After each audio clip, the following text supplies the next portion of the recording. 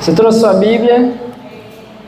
Abra aí, por favor, na segunda carta de Paulo aos Coríntios. 2 Coríntios.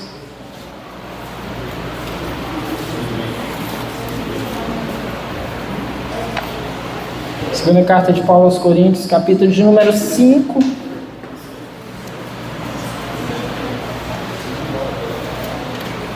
Segundo Coríntios 5. Nós vamos dar continuidade hoje a partir do versículo de número 11. 2 Coríntios 5, a partir do versículo de número 11.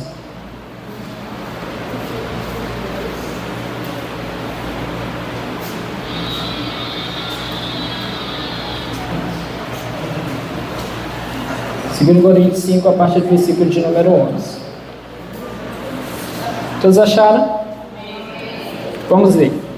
O texto diz assim: uma vez que conhecemos o temor ao Senhor, procuramos persuadir os homens. O que somos está manifesto diante de Deus, e esperamos que esteja manifesto também diante da consciência de vocês.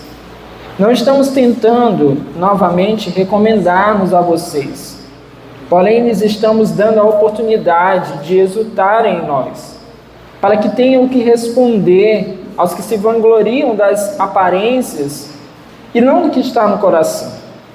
Se enlouquecemos, é por amor a Deus. Se conservamos o juízo, é por amor a vocês. Pois o amor de Cristo nos constrange, porque estamos convencidos de que um morreu por todos, logo todos morreram. E ele morreu por todos para que aqueles que vivem já não vivam mais para si mesmos, mas para aquele que por eles morreu e ressuscitou. De modo que de agora em diante, a ninguém mais consideramos do ponto de vista humano. Ainda que antes tenhamos considerado Cristo dessa forma, agora já não o consideramos assim. Portanto, se alguém está em Cristo, é nova criação. As coisas antigas já passaram, eis que surgiram coisas novas. Tudo isso provém de Deus, que nos reconciliou consigo mesmo por meio de Cristo, e nos deu o ministério da reconciliação. Ou seja, que Deus em Cristo estava reconciliando consigo o mundo, não levando em conta os pecados dos homens, e nos confiou a mensagem da reconciliação. Portanto, somos embaixadores de Cristo, como se Deus estivesse fazendo o seu apelo por nosso intermédio. Por amor a Cristo, lhes suplicamos, reconciliem-se com Deus. Deus tornou pecado por nós, aquele que não tinha pecado, para que nele nos tornássemos justiça de Deus. Vamos orar?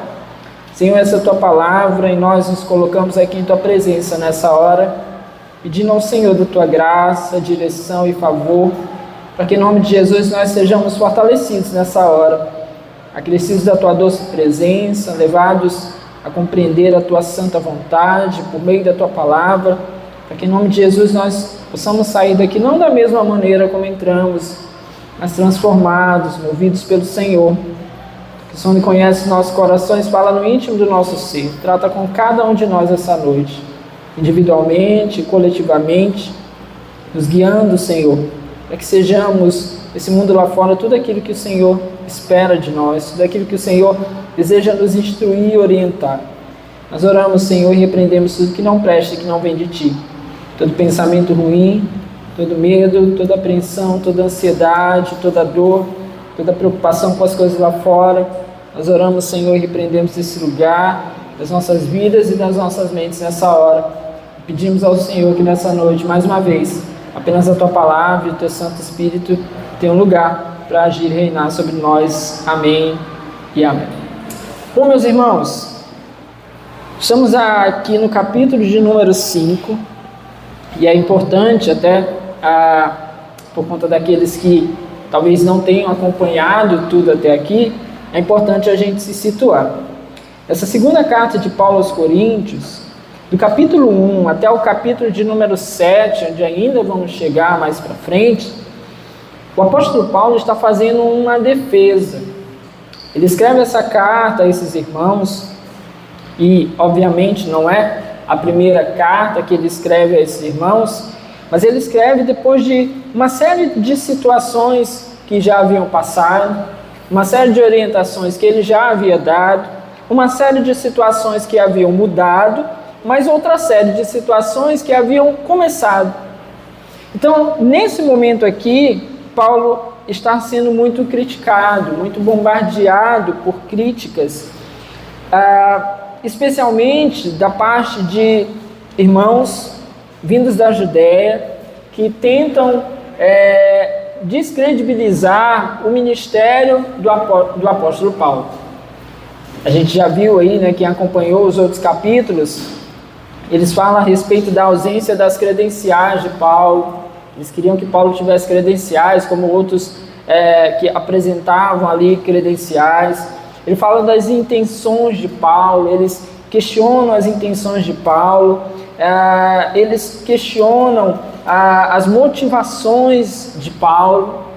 Isso nós vamos ver em especial aqui nesse trecho que nós acabamos de ler, o apóstolo Paulo respondendo aos questionamentos sobre as suas motivações e sobre uma série de outras questões que eles acabam levantando em relação ao apóstolo Paulo.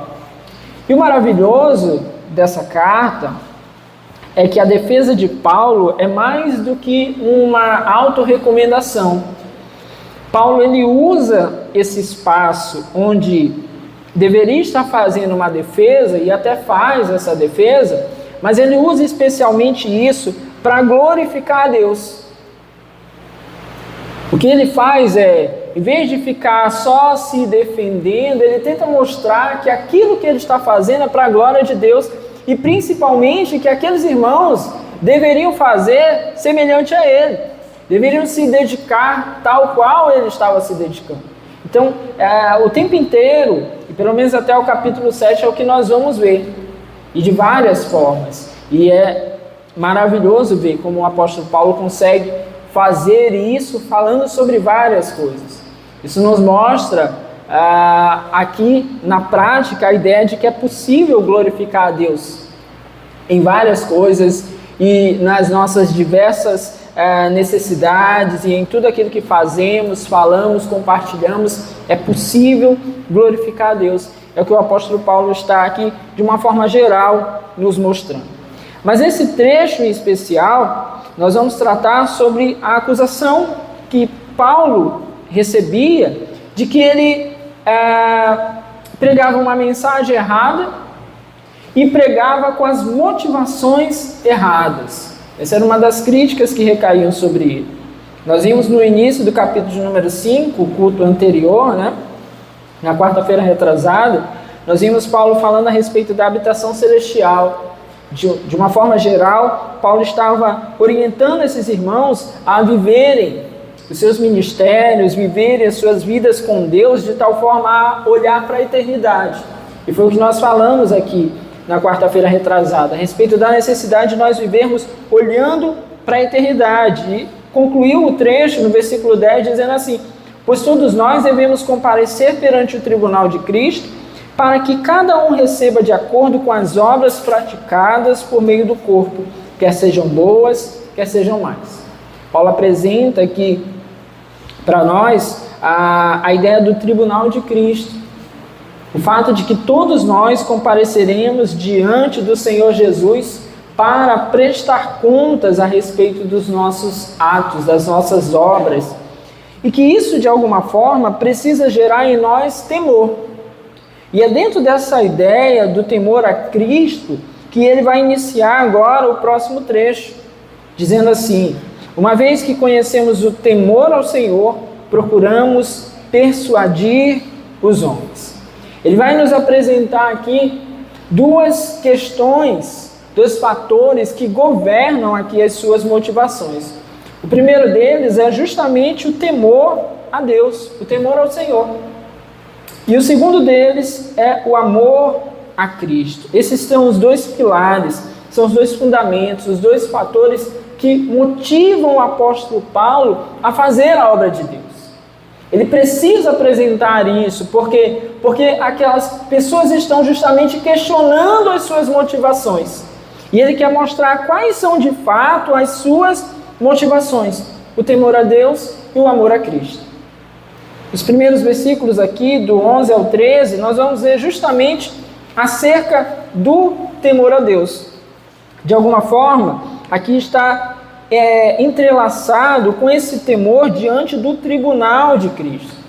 O temor que todos nós deveríamos ter em relação a comparecer um dia perante o Senhor Jesus Cristo e todas as nossas obras serem apresentadas e todas as nossas intenções, todos os nossos feitos serem apresentados diante do Senhor. Isso deveria gerar em nós temor. Temor acerca do nosso Deus.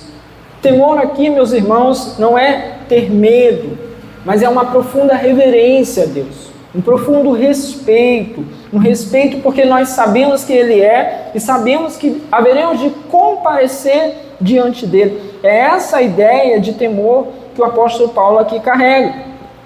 E por isso ele nos diz: uma vez que conhecemos o temor ao Senhor, procuramos persuadir os homens. Ou seja, por que nós falamos? Por que tentamos convencer as pessoas? Vocês já viram que muitas vezes nós somos questionados, né? Porque pregamos o Evangelho, porque falamos de Deus às pessoas. E alguns até questionam, talvez alguns de nós aqui um dia questionaram: o que vem essa pessoa aqui falar de Deus para mim? Ele acha que eu não conheço a Deus, ele acha que eu não sou um salvo, ele acha que eu sou pior do que ele. Não é assim? As pessoas questionam por que nós pregamos, por que nós falamos, por que nós tentamos persuadir essas pessoas. E aqui o apóstolo Paulo nos apresenta essa motivação. Uma vez que conhecemos o temor ao Senhor, procuramos persuadir os homens. Nós procuramos persuadir, nós pregamos o Evangelho, nós queremos que as pessoas conheçam o Senhor a quem nós servimos, porque nós tememos Ele antes de tudo. E por que o tememos? Porque conhecemos a seriedade daquilo que nos foi ensinado, porque conhecemos a grandeza desse Deus, é que nós então buscamos persuadir os homens. Nós buscamos convencê-los de alguma forma, apresentando a palavra de Deus. Por quê? Porque nós conhecemos o nosso Deus e porque o tememos. E isso então gera em nós o desejo de pregar, a intenção de levar essa palavra, de persuadir os homens, é o que Paulo está dizendo aqui. Essa é a mesma motivação do apóstolo Paulo. Porque eu conheço o Senhor, porque eu temo esse Deus, é que eu procuro então persuadir os homens. Por quê? Especialmente pelo fato de que todos nós iremos nos deparar um dia perante o tribunal de Cristo. Foi o que ele acabou de falar. E aqui parece que ele nos dá aqui algumas orientações sobre como nos preparar para comparecer perante o tribunal de Cristo. Aqui no versículo 11 ainda, ele diz: o que somos está manifesto diante de Deus, e esperamos que esteja manifesto também diante da consciência de vocês.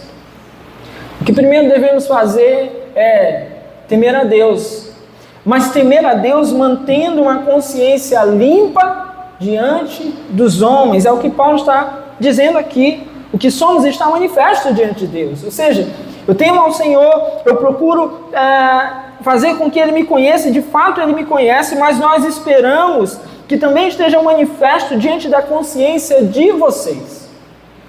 Não cola aquela história de, Deus me conhece, eu não estou nem aí para o que os outros acham.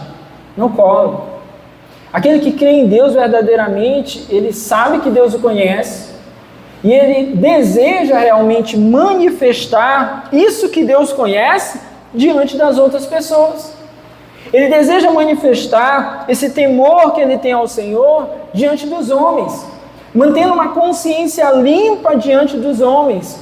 Paulo assim se considerava, como alguém que estava aberto diante de Deus que Deus o conhecia, mas como alguém que também estava aberto diante dos homens, que os homens poderiam conhecê-lo, que exatamente aquilo que Deus conhecia era aquilo que os homens iriam conhecer da parte dele. Infelizmente, há muitas pessoas que tentam aparentar algo diante dos outros, tentam trazer como se fosse uma ilustração para que os outros conheçam daquilo que ele não é, daquilo que ele não se dedica a si.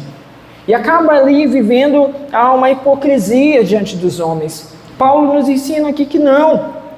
Nós precisamos temer a Deus, nos apresentar diante dele, ele precisa nos conhecer, ele vai nos conhecer, mas nós precisamos nos apresentar também diante dos homens. Esses mesmos homens que nós queremos persuadir, que nós queremos ensinar, eles precisam olhar para nós e encontrar a nossa vida transparente, de uma forma clara, limpa. Está vendo essa TV aqui? É o meu celular que está replicando ali a imagem. Será que todos nós poderíamos agora conectar o nosso celular ali e abrir a imagem, deixar rolar o dedo assim, e vamos ver que já pegou por ali para botar o meu, né? Então é demais, Alexandre. A gente já quer botar o meu. Mas a questão é, será que poderíamos colocar ali todas as nossas conversas do WhatsApp? Será que poderíamos colocar ali todas as nossas fotos, as nossas figurinhas? Será que nós poderíamos? Essa é a nossa questão. Será que a nossa vida está tão transparente diante dos homens, tal qual Deus nos conhece? Meus irmãos, nós não estamos dizendo com isso que nós não temos as nossas dificuldades, pecados e falhas. Temos.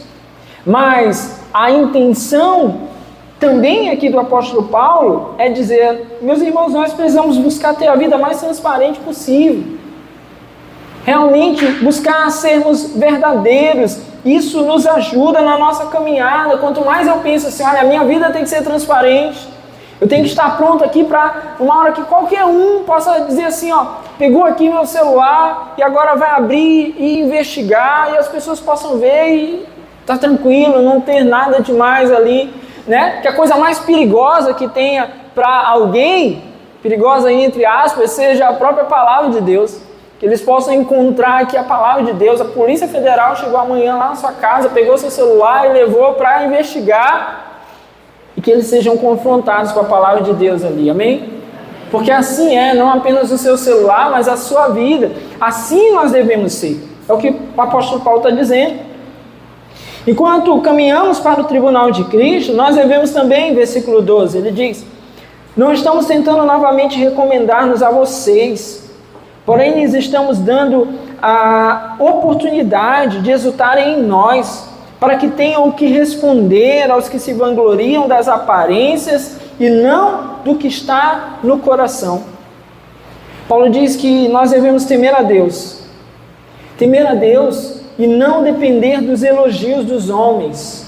Pelo contrário, nós precisamos ser um exemplo aos homens. O apóstolo Paulo ele não dependia de que os homens estivessem ali o elogiando. Há pessoas que até cumprem o ministério, mas que parece que precisam sempre de elogios para continuar. Parece que precisam sempre que consideram isso um combustível, que as pessoas estejam elogiando, falando bem do seu ministério, daquilo que fez, da sua performance, para que eles possam continuar. O apóstolo Paulo não dependia disso, e ele nos ensina aqui a não depender. Por isso ele diz, não estamos tentando novamente recomendar-nos a vocês. Ou seja, enquanto eu falo essas palavras, é a intenção dele aqui, enquanto eu falo essas palavras, eu não quero me recomendar. Como eu disse a vocês, ele está fazendo uma defesa aqui do seu ministério, mas não como quem quer falar de si mesmo, ele deseja falar de Deus. E como ele faz isso? Ele faz isso sendo exemplo. Porque quando ele precisa em algum momento falar dele ou daquilo que ele faz, aquilo que ele está dizendo é um exemplo para os demais. E por isso ele diz, porém lhes estamos dando a oportunidade de exultarem em nós. Eu estou dando a vocês a oportunidade de olhar para nós e se alegrar. Olhar e reconhecer em nós pessoas que tem realmente vivido o Evangelho. Ele fala não apenas de si mesmo, mas ele fala daqueles que caminhavam com ele também. Nós não estamos nos recomendando, mas estamos dando a vocês a oportunidade de exultar em nós, de olhar para nós e perceber o que temos feito. Em outras palavras, o apóstolo Paulo, como também um pastor, diante daqueles irmãos, é como se ele dissesse assim, eu estou dando a vocês a oportunidade que vocês olhem para mim e vejam assim, olha, vocês podem falar do pastor de vocês. Ele diz aqui, para que tenham o que responder aos que se vangloriam das aparências e não do que está no coração. Havia aqueles que ficavam se vangloriando das aparências. Paulo está dizendo assim, olha, a nossa vida aqui é uma oportunidade de vocês dizerem para esses que só vivem de aparência, dizer assim, não, olha, o nosso pastor, ele de fato é exemplar. Ele realmente vive aquilo que ele prega, ele realmente tem buscado, porque nós vimos, a vida dele é transparente. Ele é isso mesmo, é isso que ele prega, os ensinos que ele traz, ele não está só querendo trazer um fardo sobre nós, não, pelo contrário, é isso mesmo. Então, aqueles que viviam por aparência, Paulo está dando a esses irmãos aqui a oportunidade de eles poderem falar assim, olha, tem alguém aqui que vive de verdade. Será que todos nós poderíamos não nos recomendar, mas ser alguém que, se alguém precisasse olhar para a gente e dizer assim, olha, está aqui esse irmão, essa irmã exemplar, vive para a glória de Deus, cumpre aquilo que o Senhor o comissionou a fazer, tem essa vida transparente, correta. É isso que o apóstolo Paulo está fazendo aqui, meus irmãos. Ele não precisa aqui se promover, porque não era a sua intenção. A sua intenção é expandir a igreja de Cristo. Essa deve ser a nossa intenção, jamais autopromoção. A nossa intenção precisa ser expandir o reino. Qualquer coisa que nós façamos, nós precisamos pensar sobre isso. No que diz respeito à obra de Deus, por que eu faço o que eu faço? Por que eu tenho exercido esse ministério? Será que a minha intenção tem sido realmente expandir o reino, expandir a igreja de Cristo? Ou será que a minha intenção tem sido buscar louvor próprio, louvor dos homens? Nós precisamos pensar sobre isso. Sabe por quê? Porque se a nossa intenção é louvor dos homens, quando não tiver o louvor dos homens, nós vamos parar. Quando formos criticados, nós vamos parar. Quando as pessoas não gostarem mais de nós, quando encontrarem outro melhor do que nós vamos parar. Mas se a nossa intenção for realmente expandir a igreja do Senhor, viver por causa da obra e do reino, nós não vamos parar por uma crítica, por uma insatisfação. Não vamos parar, nós vamos continuar. Essa é a intenção de Paulo, é ter uma vida transparente, que as pessoas possam ver, encontrar ali um exemplo, falar dele e realmente seguir tal qual ele tem seguido. Assim, nós devemos pensar, colocar a nossa vida como um exemplo para os demais. A outra coisa que ele diz está aqui no versículo de número 13. Ele diz, se enlouquecemos é por amor a Deus, se conservamos o juízo é por amor a vocês. Aqui tem um exemplo claro das críticas que Paulo sofria. É claro que aqui no texto Paulo está sempre respondendo, e por isso a gente tem que estar colocando o que acontecia aqui no pano de fundo. Paulo foi muitas vezes chamado de louco, a gente acha isso inclusive em outras cartas, e nessa carta também, em alguns momentos Paulo se referenciando a isso. Ele era chamado de louco, ele era considerado um louco lá que teve uma experiência talvez ali no caminho de Damasco, largou a sua vida para trás, aquilo que ele vivia para trás, deixou de ser um judeu de renome, reconhecido, e foi viver essa loucura. Então os judeus o tinham assim, e muitos cristãos o tinham como louco, pela a sua efervescência, pela forma como ele fazia tudo com muita intensidade, pelo seu amor, pela sua dedicação à obra. Então judeus o criticavam, cristãos o criticavam também, e o chamavam de louco.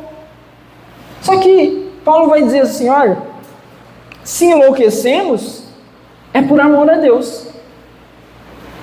Então se tem alguma loucura minha loucura é viver para o Senhor. Se é isso que vocês chamam loucura, então a minha loucura é essa mesmo, é viver para o Senhor, é isso que Paulo considera. Imagine você se Paulo fosse parar por causa das críticas, que chamavam ele ali então de louco. Meus irmãos, enquanto nós caminhamos, nós precisamos não nos permitir desencorajar pelas críticas. É claro que nós não estamos falando com isso, ou recomendando a vocês, que você seja alguém que desconsidera completamente um conselho, uma orientação. Não é sobre isso. Uma repreensão, não é sobre isso. Nós estamos falando sobre aquelas críticas que vêm sobre aquilo que realmente nós estamos fazendo correto, de acordo com a palavra de Deus. Aquelas críticas que vêm por conta da forma. O que é isso? Estou aqui, eu estou pregando aqui a palavra de Deus. Dediquei, estudei, orei, busquei, quis compreender e estou aqui dedicando a palavra de Deus. Aí de repente alguém dizer assim, mas eu não gosto da forma como o pastor fala. Eu não gosto da voz dele. Eu gosto de pastor daquelas vozes assim, postadas, bem grossona. Eu não gosto que ele não usa terno. Eu gosto de pastor que usa terno. Isso são críticas sobre forma. Era isso que Paulo muitas vezes sofria. Críticas sobre forma, sobre a sua aparência, sobre as suas credenciais. Era tudo questão de forma, mas ninguém podia criticar de fato a sua vida com Deus, a sua relação com Deus. Não podia. Então isso são críticas que devem ser deixadas de lado. É como o Paulo está fazendo aqui. As pessoas chegavam e diziam que ele era louco. É tipo, era palavras ao vento. Muitos de nós perdemos tempo com críticas jogadas aí ao vento. Olha uma coisa que eu passei a fazer, quando alguém fala assim, pastor, falaram, alguém disse, estão dizendo, eu te dou uma chance, eu digo quem? Se você não me diz, eu não vou perder meu tempo. Eu não vou perder meu tempo. Eu não sei quem é. Pode ser um recalcado da vida, né? Não tem aquele negócio de recalque. Pode ser um recalcado. Pode ser alguém doente. Eu não vou perder meu sono. Porque quando eu descobrir o nome, eu vou dizer assim, olha, isso aí nem tem vida com Deus, eu vou perder meu tempo com isso aí. Isso aqui nunca fez nada na obra de Deus, eu vou perder meu tempo. Esse aqui é alguém que, sabe, não tem nada para entregar, é só um crítico mesmo. Eu vou perder meu tempo? Não podemos. E muitos de nós acabamos perdendo tempo com isso. Paulo está nos mostrando aqui que ele não perde mais tempo. Vocês estão me chamando de louco? Beleza, eu sou louco. Eu sou louco por amor de Deus. Ele diz, se alguma lucidez eu tenho, ele fala, se conservamos o juízo, é por amor a vocês. É como quem diz assim, doido eu sou, né? Tô doidinho aqui por Deus. O pouquinho de juízo que eu tenho é só para cuidar de vocês. O pouquinho que eu preservo aqui, Paulo é até sarcástico um pouco em alguns momentos. Se eu tenho um pouquinho de juízo aqui é só para cuidar de vocês, porque se fosse mesmo, a minha vontade era para eu estar aqui doido por Deus. Só isso. Ele manifesta isso numa outra carta, dizendo assim, a minha vontade era estar com Deus já, mas por causa de vocês eu ainda estou aqui. Então é o mesmo pensamento, né? A mesma ideia que ele trabalha aqui. Então é isso que ele está dizendo. Então, gente, não dá para a gente ficar perdendo tempo com aquilo que é só... são só palavras jogadas ao vento, só para tentar nos parar. O inimigo usa muito disso. Pessoas que têm dificuldade com relação às questões de aparência, dificuldades com questões de autoestima. Muitas vezes o inimigo vai utilizar alguém que é muito fácil. É muito fácil para o inimigo, porque aqueles que não estão com o Senhor servem ao inimigo de alguma forma. Então é muito fácil ele usar um parente seu. É muito fácil às vezes ele usar alguém dentro da igreja que não está vigilante. Quanto mais alguém lá fora. Aí vem e usa essas pessoas contra você, para falar uma palavra, para tirar você do eixo. Então, não percamos tempo com isso, que nós sejamos encorajados, não nos deixemos desencorajar, que possamos viver para a glória de Deus. Depois do temor a Deus, Paulo vai nos mostrar aqui que a segunda coisa que o motiva, que o encoraja, e igualmente a primeira, ou talvez até superior à primeira, é o amor de Cristo. Olha o que ele diz no versículo 14. pois o amor de Cristo nos constrange. Paulo diz que o amor de Cristo o constrangeu a viver o ministério da nova aliança. Meus irmãos, a nossa motivação certa, enquanto cristãos, para fazer qualquer coisa, mais do que o dever, ou seja, mais do que fazemos porque eu tenho que fazer, porque eu devo fazer. Eu faço isso porque eu sou crente. Vocês já viram aquele videozinho que tem um senhor dizendo assim: é difícil demais ser evangélico, não pode beber, não pode não sei o quê, não pode. Vocês já viram? Aí fica dizendo que é muito difícil ser evangélico porque não pode. Esses são os cristãos que acabam fazendo as coisas só pelo dever. Porque acham que eu não posso isso, não posso aquilo. Eles estão sempre perguntando o que eles não podem. Porque eles querem saber até onde eles podem. Eles não têm prazer, eles não se relacionam com Deus. Mas a palavra nos mostra que a nossa motivação maior do que o dever, é o amor cristão. É o amor de Cristo por nós. Porque esse amor, meus irmãos, nos constrange. Esse amor nos constrange. O apóstolo Paulo vai nos mostrar aqui que Jesus morreu por nós. E por isso nos constrange esse seu amor, essa sua entrega.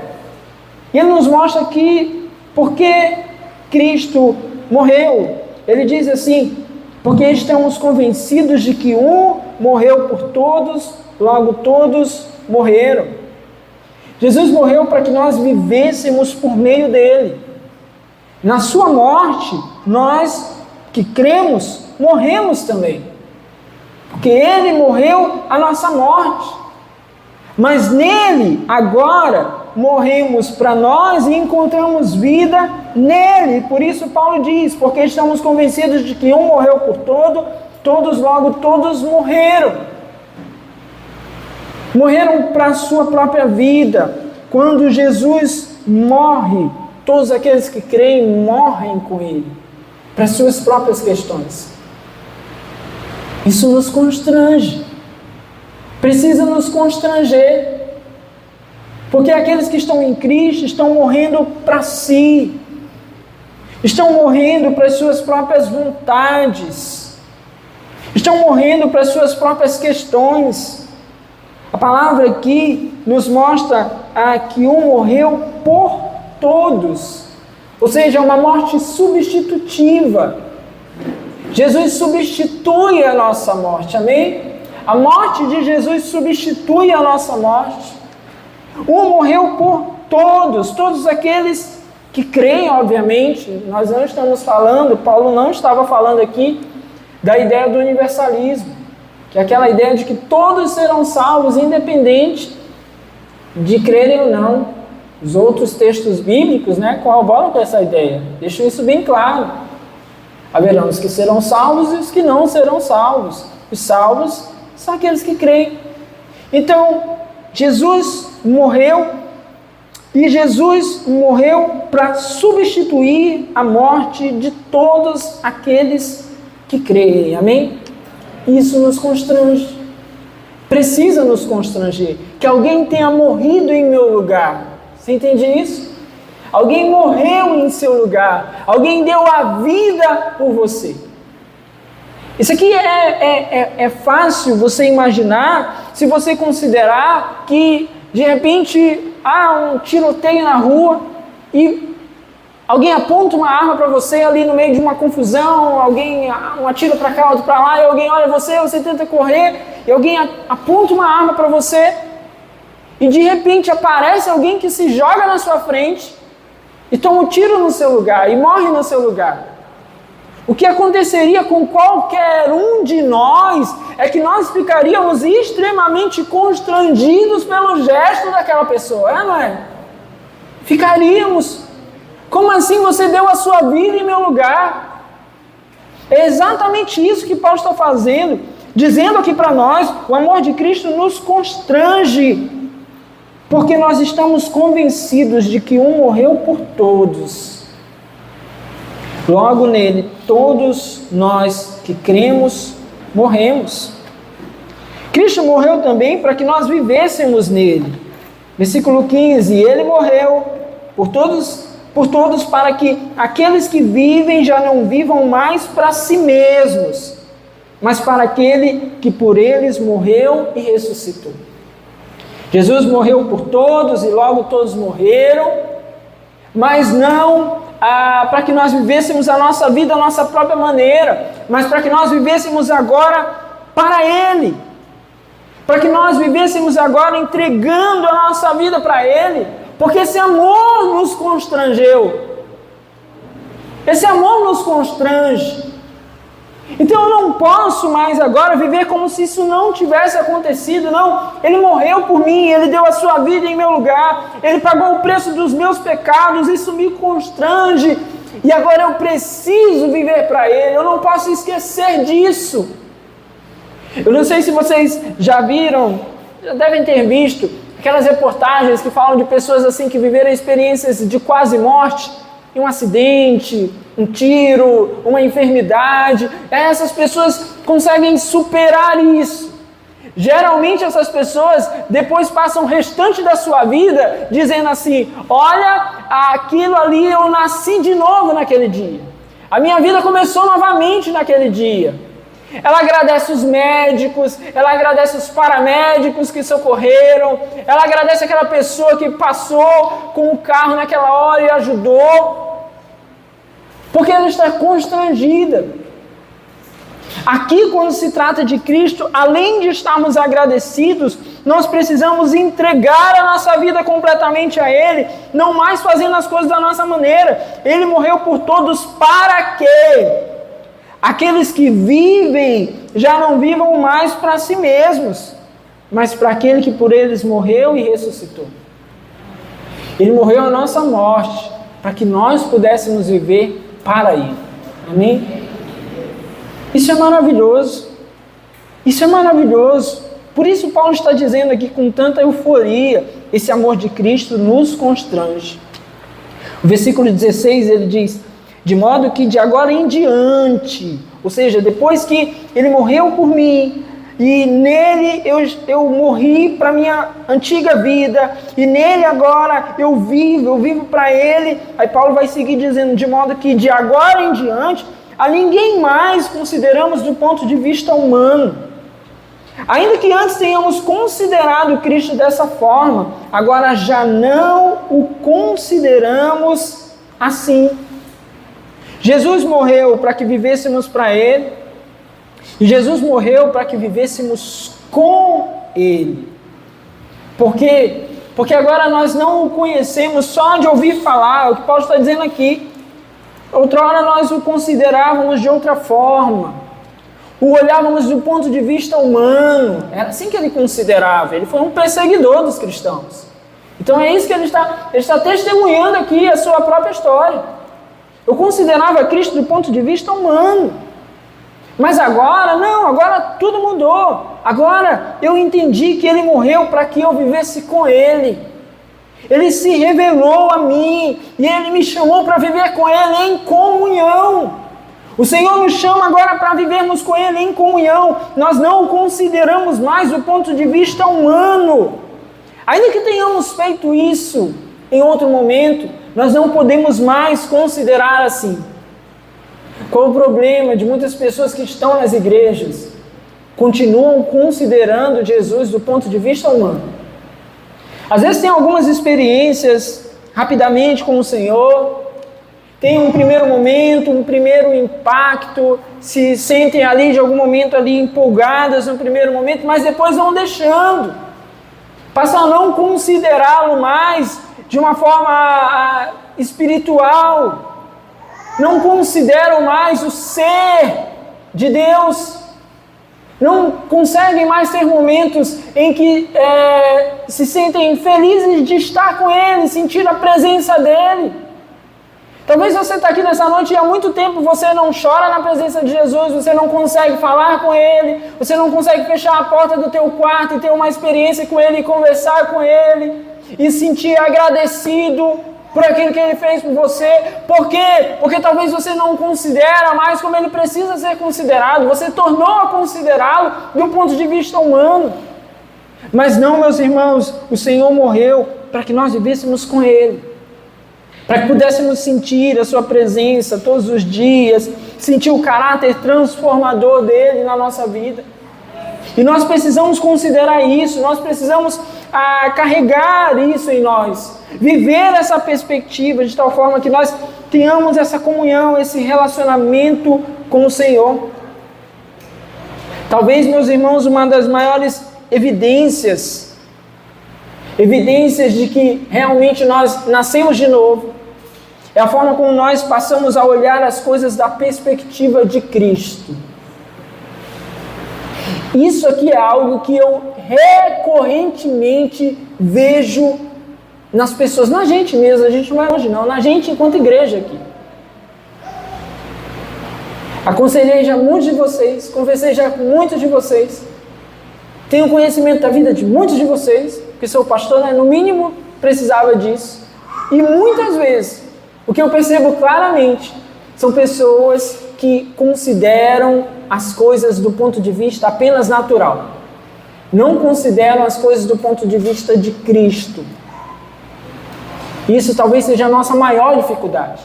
E por que a nossa maior dificuldade? Porque nós estamos todos os dias tentados a ver as coisas do ponto de vista humano e natural. A gente sair daqui da igreja, na hora que a gente atravessar a rua, a gente já está sujeito a voltar a ver as coisas do ponto de vista natural. Mas você precisa ver as suas relações no trabalho, a sua relação em casa, na família. Você precisa ver as suas relações na igreja, com os irmãos, com os seus pais, com os seus filhos, com sua esposa, com o seu marido, com as pessoas lá no seu ambiente de trabalho, como eu disse. Você precisa ver as coisas do ponto de vista de Cristo. E Paulo diz, nós, de agora em diante, a ninguém mais consideramos do ponto de vista humano. Precisamos olhar as coisas da perspectiva espiritual, que não é o mesmo de espiritualizar tudo. Você vai continuar lidando com pessoas, você vai continuar lá no teu trabalho fazendo o seu trabalho, você vai continuar lá na sua casa, na sua família, precisar cozinhar, você vai precisar limpar a casa, você vai precisar botar os filhos para dormir. São coisas humanas, mas nós não consideramos as coisas meramente do ponto de vista humano. Você entendeu isso? Porque nós agora vemos as coisas da forma de Cristo, porque nós conhecemos agora o Senhor Jesus Cristo, e isso que nós devemos fazer. Olhar as coisas do ponto de vista do Senhor Jesus. Assim nós devemos seguir. Por fim, Paulo diz aqui no versículo 17, portanto, se alguém está em Cristo, é nova criação. As coisas antigas já passaram, eis que surgiram coisas novas. Aqui Paulo não está falando apenas de comportamento. Algumas pessoas, quando pegam esse texto é muito conhecido, tratam isso aqui do ponto de vista de comportamento. Não, Paulo está indo mais profundo. Ele não está falando apenas de hábitos, de comportamentos, nem apenas de desejos ou alguns pensamentos. Paulo está falando de uma posição do cristão. Nós não estamos mais vivendo como vivíamos antes. Somos nova criação em Cristo. Então, a nossa posição é outra. A nossa perspectiva é outra. A forma como nós vivemos, enxergamos, nos relacionamos nesse mundo é outra. Porque há um outro posicionamento. Há um outro posicionamento nosso em relação ao mundo. Em relação às coisas desse mundo. Nós, por exemplo, não precisamos ficar desesperados por uma eventual situação financeira, como as pessoas desse mundo ficam.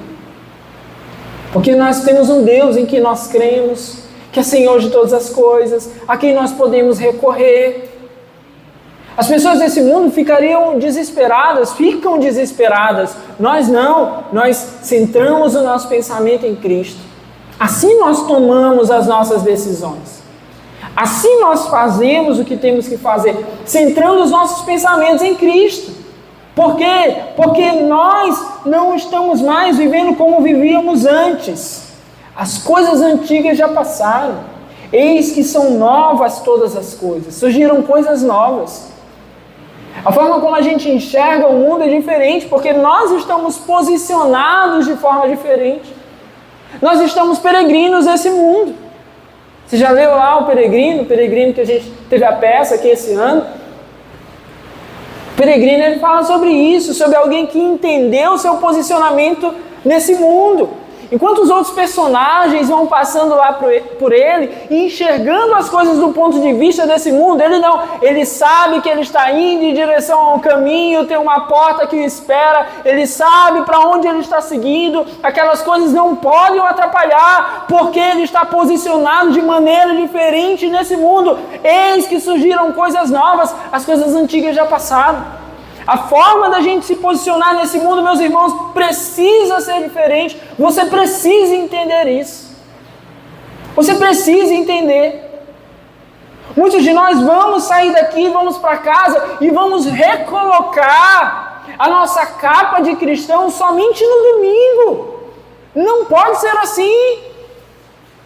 Não pode. A nossa perspectiva todos os dias tem que ser diferente. Analise as suas questões, as questões da sua vida, sob a perspectiva de Deus, a sua palavra, sob a perspectiva de Cristo. Por que está acontecendo o que está acontecendo? Por que eu estou vivendo o que eu estou vivendo? Por que estão falando isso sobre mim? Por que eu fui repreendido? Por que eu fui chamado a atenção? Por que faltou dinheiro aqui em casa? Porque, sabe, comece a analisar tudo. Por que eu briguei com minha esposa hoje? Porque os meus filhos estão assim? Observe as coisas da perspectiva de Deus e da sua palavra. E você vai ver como vai mudar muita coisa, porque o Senhor nos dá saída, escape, soluções. Porque o Senhor Jesus morreu para que nós vivêssemos uma nova realidade. Porque aqueles que estão em Cristo já começam a experimentar da eternidade, ainda que não estejamos lá completamente. É diferente. As pessoas que estão nesse mundo e que não conhecem a Cristo, eles ainda não conseguem, ainda não experimentam a eternidade. Nós que estamos em Cristo, começamos a experimentar a eternidade. Nós vemos as coisas diferentes. Amém? Precisamos ver assim. Dito isso, apresentado aqui esses dois pilares, Paulo vai trabalhar o conceito teológico da reconciliação. Olha o que ele diz no versículo 18 e 19. Ele diz: tudo isso provém de Deus, que nos reconciliou consigo mesmo por meio de Cristo e nos deu o ministério da reconciliação. Ou seja, que Deus em Cristo estava reconciliando consigo o mundo, não levando em conta os pecados dos homens, e nos confiou a mensagem da reconciliação. Olha que interessante isso aqui. Isso aqui todos nós precisamos entender. O pecado causou um estrago no mundo. Por quê? Porque ele separou o homem de Deus. Ele criou um abismo entre o homem e Deus. Esse abismo, meus irmãos, ele é espiritual. Esse abismo, ele é social. Ele nos colocou numa situação que nós temos inimizade com Deus, nós temos inimizade com os homens. O que são as guerras? De onde provém as guerras, diz a palavra? São dos nossos desejos egoístas. E o que é isso? É o nosso pecado. Salta de nós. Porque temos dificuldades com as pessoas, até com aquelas que nós mais amamos, por conta do nosso pecado. Nosso pecado rompe esse relacionamento. Foi isso que o pecado fez. Nos separou de Deus, nos trouxe inimizade com os homens. Mas aí Paulo vai falar que houve algo. A reconciliação. A palavra aqui, original para reconciliação, ela fala sobre unir duas partes que estavam em conflito. Essa é a ideia de reconciliação. Haviam dois em conflito, ou duas partes em conflito, e eles se reconciliaram, eles se uniram. Preste atenção, não é somente parar de brigar. Eles se uniram.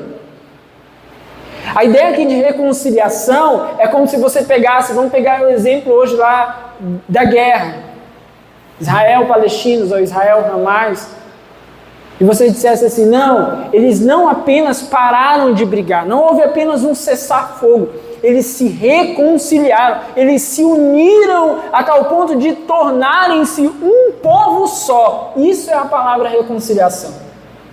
Nós, inimigos de Deus, fomos reconciliados com Ele, a tal ponto de nos tornarmos um com Ele. É por isso que o casamento é uma figura da relação de Deus com o homem por meio de Cristo.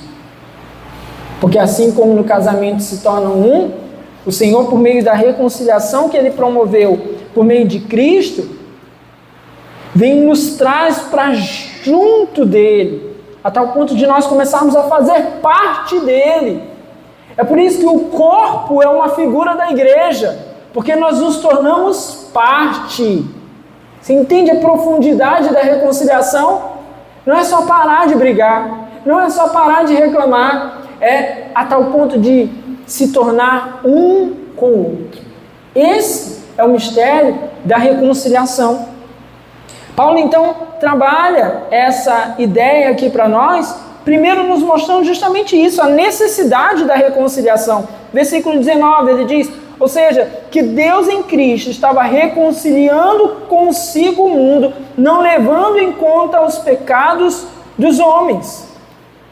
Os homens, por conta do seu pecado, estão separados de Deus e eles necessitam da reconciliação. Eles necessitam da reconciliação porque o nosso pecado nos afasta de Deus. Então nós precisamos da reconciliação, é vital para nós sermos reconciliados com Deus, porque nós somos afastados de Deus por conta do pecado. Nós precisamos nos reconciliar com Deus por conta dos impulsos do nosso coração contra Deus. Meu irmão, se você ficar paradinho, sem fazer nada, o seu coração o impulsionará contra Deus, mais cedo ou mais tarde. Não estou mexendo com ninguém. Já a sua mente vem murmuração, reclamação, queixa, insatisfação. Ela te jogará contra Deus. Porque nós somos assim. Há um impulso em nós contra Deus. A palavra diz que nós somos por natureza filhos da ira. Nós temos inimizade contra Deus. Então nós precisamos da reconciliação que Deus promoveu. Nós temos essa necessidade. E quem promove então essa reconciliação? Versículo 18, tudo isso provém de Deus, que nos reconciliou consigo mesmo, por meio de Cristo e nos deu o ministério da reconciliação. Primeiro, a reconciliação é uma iniciativa de Deus. Nós falamos sobre isso aqui domingo. Ninguém pode ser salvo sem que Deus tome a iniciativa. E Ele tomou a sua iniciativa, enviando seu Filho, que Paulo acabou de dizer, esse amor me constrange. Por isso, porque nós, inimigos de Deus, não tendo nada a oferecer, nada a entregar, sendo incapazes de nos mover em direção a Deus, Deus vai lá e promove a reconciliação. Quando a palavra que nos diz, tudo isso provém de Deus. E mais ainda, olha como nós somos. Olha como nós somos porcaria. Presta atenção. Nós somos aqueles que se alguém faz alguma coisa contra nós, a gente diz assim, mas foi ele que fez. Ele que me procura. Foi ela que me chateou. Ela que eu não preciso. Ele que vem atrás de mim. Ele que pisou meu pé. Ele que peça desculpa. Ele que me bateu, ele que pague o prejuízo do meu carro. Assim que a gente é. Não somos assim? Nós somos assim. O ofendido sempre quer que o ofensor venha atrás. Mas qual é o mistério da reconciliação? É que aquele que foi o ofendido foi atrás do ofensor. A gente não presta para nada. Prestamos não. O ofendido veio atrás do ofensor. O homem não buscou a Deus, Deus buscou o homem, meus irmãos. A reconciliação realizada na cruz, então ela não é resultado apenas do amor de Deus. Ela não é a causa do amor de Deus, ela é o resultado do amor de Deus. O Senhor, por nos amar, promoveu a reconciliação. Tem gente que pensa assim, não, porque Deus se reconciliou com o homem, por conta disso ele decidiu que tinha que amar o homem, já tinha se reconciliado com ele. Não. Deus, porque amava o homem, buscou se reconciliar com ele. Promoveu a sua reconciliação. Enviou o seu Filho para nos salvar. Enviou o seu Filho para morrer em nosso lugar. Então, a reconciliação é causada pelo amor de Deus. Deus nos ama, por isso, então, tratou de resolver a nossa questão, se reconciliando conosco. Outra coisa, a cruz de Cristo, meus irmãos, ela foi o preço que Deus pagou para se reconciliar conosco. A cruz, então, para nós é esse símbolo do que o Senhor fez. Quando olhamos para a cruz, nós precisamos lembrar disso, então. Esse é o sentido da cruz. Deus pagou um preço. Ele enviou o seu Filho. Quando ninguém poderia morrer por nós, quando ninguém podia fazer nada, Deus enviou, então, o seu Filho. Jesus é então o agente dessa reconciliação. Jesus é aquele que promove, ele é a ponte que nos liga até Deus. Então nós precisamos da reconciliação. E Jesus então vai ser o agente dessa reconciliação. É Ele que vai vir, Ele que vai fazer, é Ele que vem ao campo, é Ele que desce ao mundo, é Ele que caminha entre os homens, é Ele que carrega a cruz, é Ele que é pregado na cruz, é Ele que é sepultado.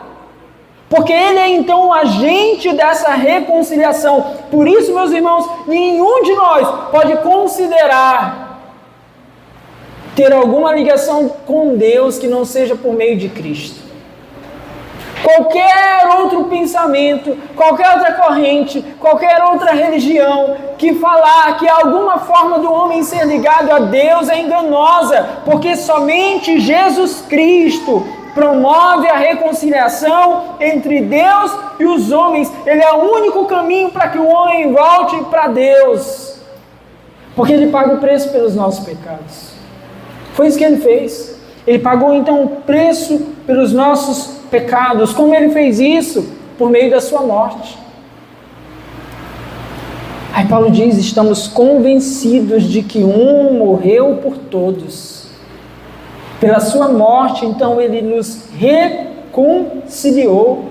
Aqui é uma outra doutrina que nós precisamos entender bem, que é a ideia da substituição. Jesus nos substituiu. Nós deveríamos morrer. Ele foi o cordeiro entregue em sacrifício no nosso lugar. Deus proverá o cordeiro, e Ele proveu. Jesus foi colocado no nosso lugar. Não havia outra forma, não havia outro meio. O preço da reconciliação era que um cordeiro fosse imolado, e Ele foi imolado em nosso lugar. E nós precisamos louvá-lo por isso. Por fim, meus irmãos, a base dessa reconciliação é aquilo que nós vamos chamar de imputação. O que é imputação? Imputação nas finanças, é como dissesse assim, olha, eu coloquei, financeiramente falando, né? Eu coloquei recursos na conta de alguém. Isso é imputação. Agora, olha que interessante aqui, acerca dessa ideia de pôr na conta de alguém, de imputar a alguém. Primeira coisa, Deus não nos cobrou o preço dos nossos pecados. Ele não colocou na conta nossa o preço dos nossos pecados. Por que Ele não fez isso? Porque Ele pôs os nossos pecados na conta de Jesus. Ele colocou na conta de Jesus os nossos pecados. Eu e você estávamos cheios de pecados pelos quais nós deveríamos pagar o preço. Mas nós não tínhamos como pagar. O que Deus fez? Ele pegou os nossos pecados e colocou lá na conta de Cristo, para que Ele pagasse o preço pelos nossos pecados.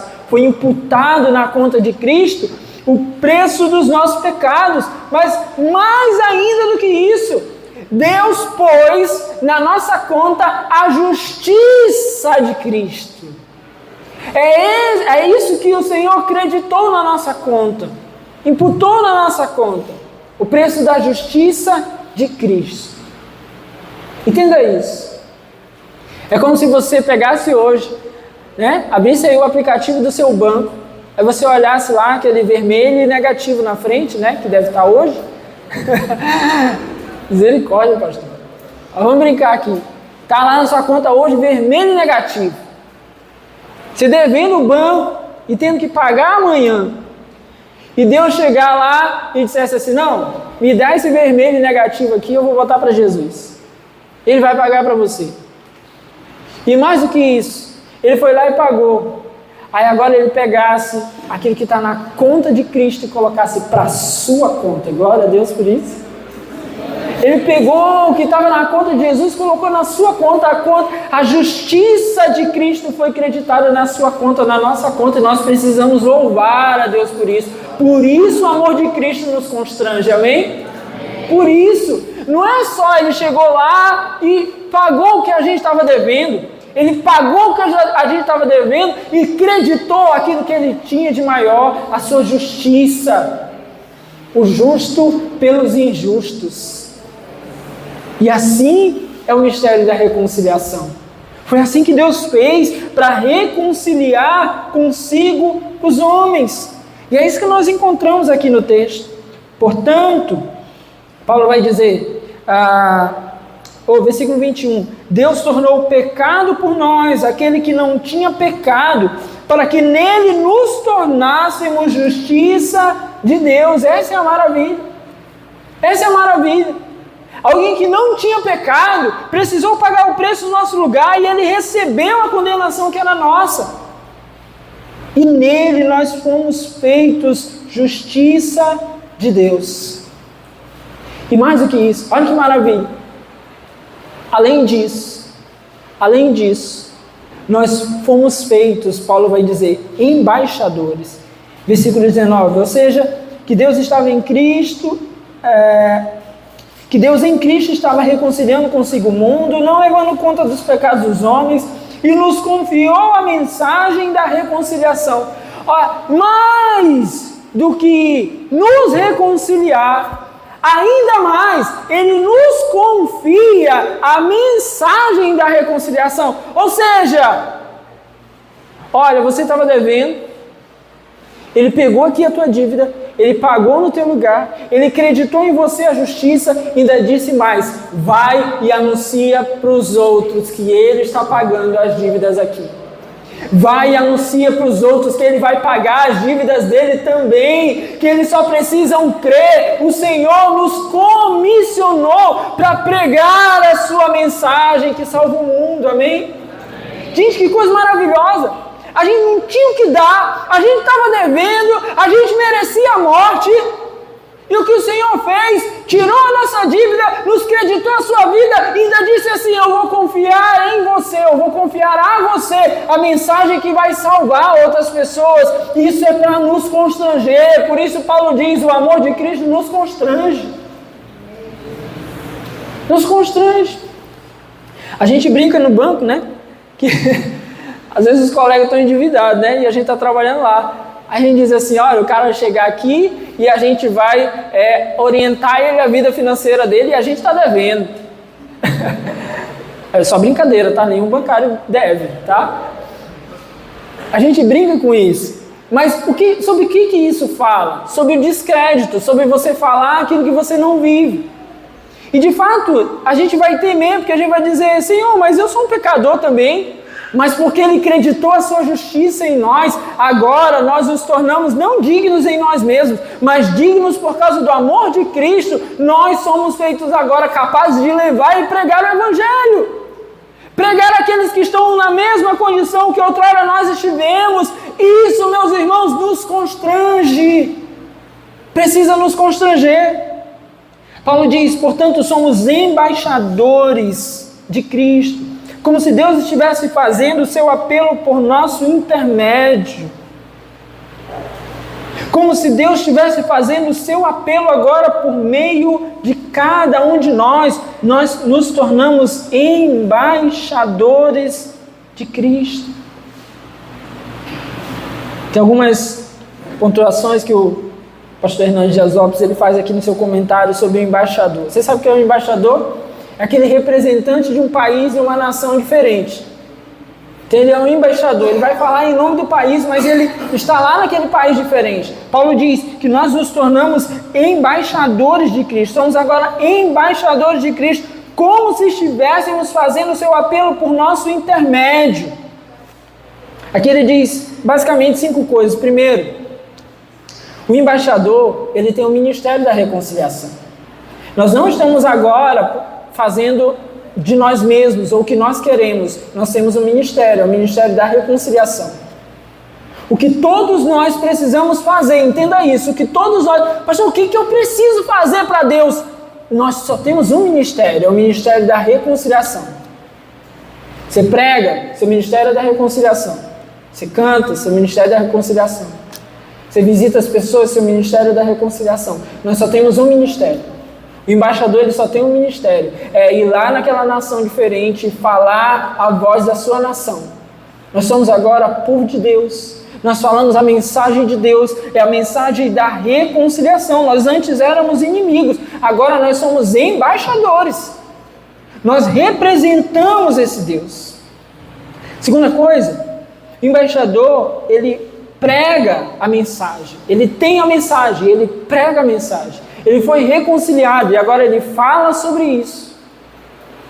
Há pessoas que são reconciliadas com Deus, aí deixam a mensagem de lado. Não faça isso. Você foi reconciliado com Deus, agora é a mensagem que você tem. É a única mensagem que você tem. Você não tem uma mensagem sua, você tem a mensagem de Deus. É isso que nós precisamos levar. Nós não temos poder em nós mesmos de ficar agora criando a nossa mensagem. Não, nós estamos aqui para levar a mensagem de que o Senhor Jesus morreu em nosso lugar. O que Paulo está fazendo aqui? Ele está dizendo para esses irmãos, meus irmãos, é isso que eu estou fazendo. Vocês estão me criticando aí, vocês estão dizendo que eu estou errado, que eu sou maluco. Só o que eu estou fazendo é o seguinte, eu fui reconciliado com Deus por meio de Cristo e agora eu estou anunciando essa mensagem. É isso que eu estou fazendo, é isso que vocês devem fazer. O embaixador, meus irmãos, ele tem uma imensa responsabilidade. Eu estava vendo ontem, foi ontem, bem ali no seu David, passou, né, entre as novelas lá que ele assiste, passou um trechinho lá do jornal. Aí estava lá uma reunião que estava tendo na ONU, estava um negócio lá da guerra. Gente, estava o cara de Israel do lado, e o cara da Palestina do outro lado. Um falando que o outro, sabe, que estava ofendendo. Tipo, era uma rodinha assim, um negócio assim, bem próximo mesmo, não era muito grande não, tinha bastante gente. Aí estava lá o embaixador de um lado, o embaixador do outro lado, cada um defendendo ali a sua nação. E a responsabilidade daqueles homens de falar em nome de uma nação que está lá atrás, na guerra. Uma vírgulazinha que o cara falasse ali, nego ia se matar lá, mais ainda. O embaixador ele tem uma grande responsabilidade. Quando a palavra de Deus nos diz que nós, por causa de Cristo, nos tornamos embaixadores, pense nisso, você tem uma grande responsabilidade. O que você fala, o que você vive, o que você faz, o que você posta, você tem uma grande responsabilidade. Você é um embaixador do reino de Deus. Você já parou para pensar nisso? Por causa de nós. de uma palavra mal colocada, de um testemunho mal dado, de uma ação errada, de um pecado. Pessoas podem se desviar, pessoas podem se afastar de Deus, pessoas podem não conhecer a Deus por causa de mim e de você, pessoas podem ir à morte por causa de mim e de você. O embaixador, ele tem uma grande responsabilidade. O embaixador, ele vive em uma terra estranha. O embaixador, ele não está na sua terra, ele está em uma terra estranha. É aquilo que nós estávamos falando agora há pouco, da perspectiva. As coisas antigas já passaram, surgiram coisas novas. A nossa perspectiva agora é diferente. Você precisa olhar esse mundo de uma maneira diferente, porque agora você vive em uma terra estranha. O embaixador, ele fala em nome do seu governo. Você não pode chegar e agora ficar defendendo um outro governo, um outro pensamento, o seu pensamento. Nós falamos em nome do governo de Deus, do governo de Cristo. É isso que nós defendemos. É isso que a gente tem que estar pronto para falar, pronto para reagir, pronto para confrontar. Sabe o que está em moda nas empresas? As empresas vão lá e colocam, algumas chamam rodas de diálogo, eles dão outros nomes, né? Que é aquele momento que para ali a empresa, aí eles têm que trazer alguns conceitos, algumas ideias para manter a empresa no hype da sociedade, o que a sociedade está falando. Aí eles chamam os empregados, tem que dialogar, e meio que é uma pressãozinha para você concordar com aquele pensamento. Várias empresas já fazem isso, Vale e outras. Aí imagine você que você está lá na sua empresa, aí chama você para uma roda dessa, e dão ali um texto, ó, tá aqui fulano de tal, pega aqui esse texto, você vai ler aqui, tá dizendo aqui, ó, que trans é legal, criança trans, tudo bem, é só a sociedade que ainda não entendeu, aborto, tudo tranquilo, tá bacana, e te dá esse papel para você defender isso na frente das pessoas. Será que a gente está preparado para dizer assim, não, eu não sou embaixador disso aqui não? Ou será que nessa hora a gente vai pensar mais no dinheiro na nossa conta do dia 5? É isso que a gente tem que começar a pensar. Porque o embaixador, meus irmãos, ele defende o governo da sua nação. E a gente tem que estar pronto para isso, sabe por quê? Porque o cerco vai se fechando cada dia mais. Nas mãos do embaixador está a honra do seu país. Por isso que o embaixador não é um qualquer não. São caras letrados, estudados, que realmente estudam a cultura não só do seu país, mas estudam do mundo, porque ele tem que saber se posicionar onde ele estiver, porque a honra do seu país está em jogo. A honra do seu país está em jogo. Ele está lá para assumir compromissos, para firmar acordos. E imagine se ele firma um acordo que coloca em prejuízo o seu país, que coloca em prejuízo a sua nação, ou que coloca a sua nação em guerra. Tudo isso pode acontecer pela boca do embaixador. Meus irmãos, quando Paulo coloca essa palavra aqui, nós somos embaixadores de Cristo, você está percebendo o tanto de responsabilidade que tem em cima disso? O tanto de responsabilidade que nós temos por sermos embaixadores de Cristo. Nós temos isso. Por fim, o embaixador, ele não se naturaliza. Alguém que vai para um outro país, ele passa um tempo lá, começa a trabalhar lá e ele pode se naturalizar. Ele pode ter cidadania do outro país. O embaixador, ele não pode se naturalizar. Ele não adapta a sua vida àquela outra cidadania. Ele sempre precisa ser um cidadão do seu país. Ele não vai se naturalizar. Assim, nós estamos aqui, como embaixadores de Cristo. Nós não temos mais a cidadania desse mundo. Nós não somos mais desse mundo. Nós não pertencemos a esse mundo. Nós pertencemos a Cristo. Sabe por quê, meus irmãos? Porque o amor de Cristo nos constrange. Deus abençoe você. Fique de pé no seu lugar em nome de Jesus.